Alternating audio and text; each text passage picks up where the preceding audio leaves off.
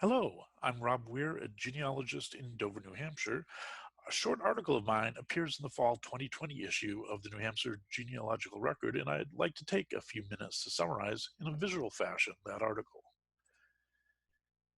Here we see the family of John and Betsy Abbott of Candia in Rockingham County, New Hampshire. John is a farmer, and Betsy lives with 6 of their 7 children. The oldest daughter, Martha Jane, age 17, has married and started a family of her own with 2 infants, Samuel Wesley and Martha Elizabeth. It appears that Martha and her husband, Samuel G.W. Patton, lived nearby her parents' home.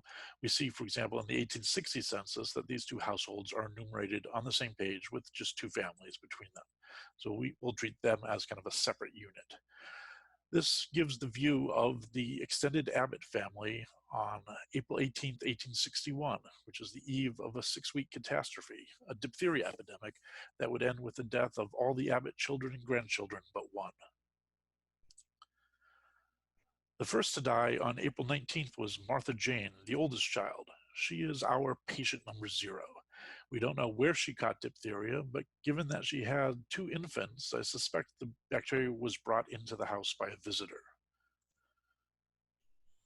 2 weeks later, on May 4th, and the youngest child of Samuel and Martha, Martha Elizabeth, succumbs to the diphtheria. We don't know really who was taking care of Martha's children when Martha was sick and after she died, but it's quite likely that there was a lot of back and forth between her house and her parents' house. Perhaps some of her siblings came over to help with the chores. Perhaps her infants were sent over to her parents' house.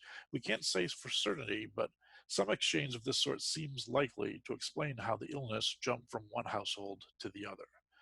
As we'll see, 2 weeks later on May 6th, and Joseph Abbott dies. 2 days after that, May 8th, the youngest child, little Charlie, dies. 2 weeks later, May 15th, the Ransom Milton Abbott succumbs to the diphtheria, and then 2 days later, his younger sister, Mary Ellen. A week passes, Daniel Shepherd passes away, and then finally on June 9th, John Henry Abbott dies. It's worth pausing here and trying to imagine the reality behind these vital records. What was it really like? There would have been the usual public rituals, the church service, the procession to the gravesite, and so on. But it would have been repeated over and over again, multiple times per week, or even in batches. Each time the funeral party reduced by one, and some of those remaining being visibly ill themselves. Those old enough to understand anticipating their own deaths, and those too young to understand, even more poignant as their parents witnessed the slow annihilation of an entire generation. But life finds a way. Young Samuel Wesley was spared. He lived to a ripe old age of 87, dying in 1947. And Samuel G.W. Patton remarried, interestingly enough, to Martha Jane's cousin, Clorinda Bell Abbott, and they went on to have many children. Diphtheria remained one of the leading causes of childhood mortality well into the 20th century. Queen Victoria lost a daughter and a granddaughter to it. President Grover Cleveland lost a daughter as well. In 1894, a diphtheria antitoxin was developed. Emil von Behring won the first Nobel Prize in Medicine in 1901 for this work.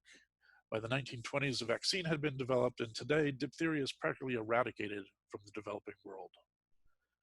That's about it for this online supplement to the NH Record. I hope you enjoyed.